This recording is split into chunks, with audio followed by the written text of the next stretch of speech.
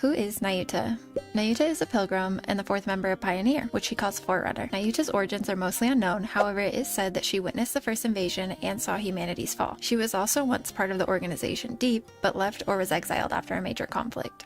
We first encounter one of her clones inside Whaley, a mother whale that is allied with Reptilian. She had stopped by to help Pinocchio with her painful growth by inventing a suppressing device. She's usually accompanied by Mantra, a camel-like creature. Nayuta uses many identical clones spread across the world to collect information. Their main purpose is to track the Rapture Queen and observe her movements. Instead of having brains, each clone carries a gourd that contains a nymph. Knowledge can be shared between these clones. Because people see her clones everywhere, rumors claim she's immortal, but this is not true. Nayuta can create thousands of clones, and each one is unique in their own way. Nayuta speaks in an archaic, old-fashioned way similar to how Scarlet speaks. Although highly knowledgeable, she often answers vaguely when facing unknown topics. She has a poor sense of direction and strongly dislikes physical labor. She is also the creator of Ground's Naked King outfit. Who are the voice actors for Nayuta? The Korean voice actor is Yang Hyung-hwa.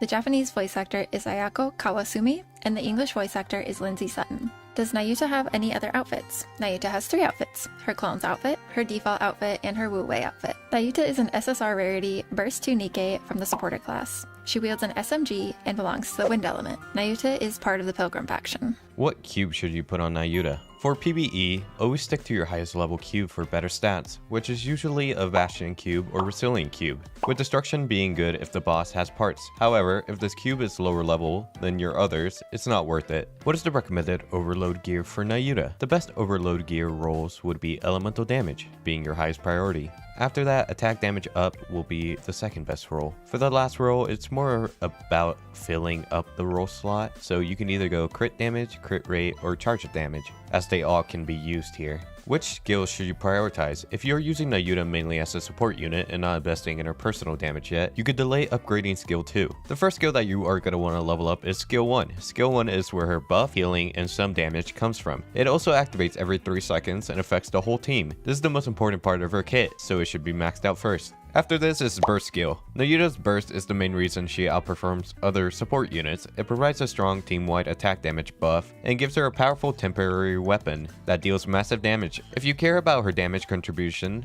this should be raised soon after skill 1. And finally, skill 2, which is your lowest priority unless you're focusing on damage. Skill 2 only increases Nayuta's personal damage and stats. It does not make her stacks trigger faster, and the timing for skill 1's activation remains the same, no matter what level the skill is. Skill 1. Skill 1 is a passive skill and has no cooldown, and at the start of battle, Nayuta gains immortality for 9 seconds. She cannot drop below 1% HP during this time, but still takes damage. When Memory Observation activates, the team will receive the following buffs for 5 seconds. 25.15% core damage increase, a 30.16% of Nayuta's attack added as bonus attack, and healing is now shared equally across all teams. Also included in the skill, Nayuta will recover 25% of her max HP every 3 seconds. Since Memory Observation activates every 3 seconds and lasts 5 seconds, these buffs remain active permanently after the first activation. Another effect this skill has is during burst, while doing a full charge attack, deal 150% attack as AoE damage to all enemies. And finally, it also deals an extra 380.48% attack to the stage target boss. Now skill 2. Skill 2 will activate automatically every 3 seconds, affecting Nayuta. This is where Memory Observation comes from, giving Nayuta 1.4% hit rate per stack. It can stack up to 30 times, and the stacks cannot be destroyed or lost until Nayuta falls in battle. Memory Observation also triggers all effects from skill 1 every time it activates. Even after reaching 30 stacks, she continues to activate skill 1 on the same 3-second cycle. Having a certain amount of stacks also gives you unique effects. These buffs are also permanent for the entire fight once unlocked. The first effect that can be unlocked is above 2 stacks, giving Nayuta an attack of 15.2%, and this usually takes 6 seconds to reach. For the next buff, you have to reach 10 stacks, giving Nayuta an attack damage buff of 20.27%. This is usually reached after 30 seconds.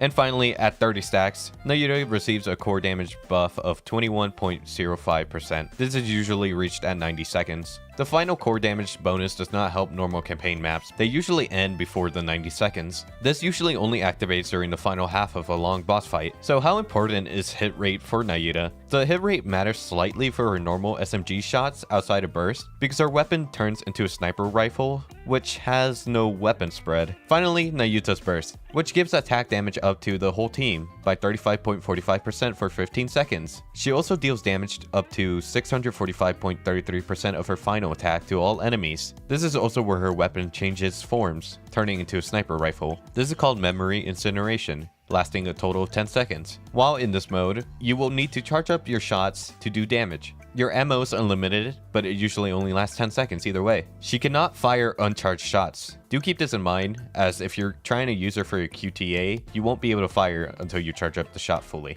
She will also automatically release the shot at 1.8 seconds, even if not aiming at a target. She also has a fixed charge time, so she's not affected by charge speed buffs or debuffs. In simple terms, she just does a lot of damage when she bursts, thanks to skill 1 and her skill 2 buffing herself. Now, what team should you put Nayuta in? My personal team is Nayuta, Siren, Scarlet Shadow, Crown, and Lib. Of course, if you don't have those units, you want to follow this template. You want a burst one that's a CDR, you want Nayuta, a DPS burst 3, a DPS burst 3, and then the last slot can be flexible. Either another DPS or buffer can help. Thank you all so much for watching. Until next time.